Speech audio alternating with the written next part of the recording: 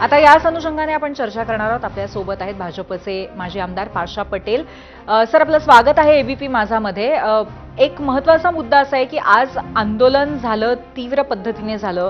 कांद्याच्या संदर्भात प्रश्न नक्कीच आहेत, परंतु त्याचबरोबर विरोधकांनी विरोध करताना जी भाषा वापरलेली आहे तो सुद्धा अत्यंत प्रश्नांकित असा मुद्दा आजचा आहे. तुमचं काय मत आहे यावर?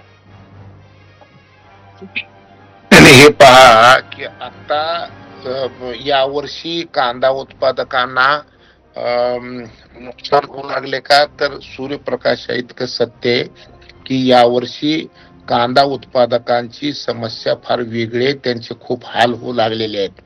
मी आता परवा म्हणजे 5 दिवसापूर्वी मी दिल्लीमध्ये आझादपूर मंडीमध्ये एक दिवसभर याचा अभ्यास करण्यासाठी गेलो होतो. का तर आशिया खंडातली सगळ्यात मोठी बाजारपेठ आझादपूर मंडी आहे आणि आझादपूर मंडीच्या बाजारामध्ये गेल्यानंतर तिथलं जे चित्र बघायला मिळालं, मी आणि माझ्यासोबत राहुरी कृषी विद्यापीठ आणि परभणी कृषी विद्यापीठाचे 2 इकॉनॉमिक्सचे प्रमुख माणसं मी सोबत नेले होते आणि आम्ही तिथं जाऊन पाहिल्यानंतर तिथल्या व्यापाऱ्याशी चर्चा केल्यानंतर तिथल्या सगळ्या अधिकाऱ्याबरोबर चर्चा केल्यानंतर आमच्या लक्षात एक आलेली गोष्ट अशी आहे की हरियाणा, काय म्हणतात, राजस्थान, गुजरात, मध्य प्रदेश आणि पश्चिम बंगाल या राज्यामध्ये कांद्याचं अमाप उत्पादन घेतलं जाऊ लागलेलं आहे.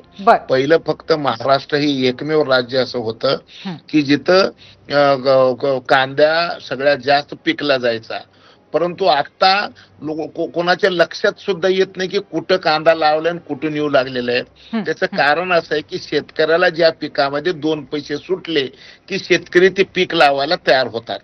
आता मी 12 आणि 13 रुपये क्विंटलने कांदा दिल्लीच्या बाजारामध्ये विकलं जात आहे असं ज्यावेळेस पाहिलं तर 5 रुपये तर वाहतूकच आहे हो. फक्त 1 किलोला 5 रुपये तिथं न्यायला लागते.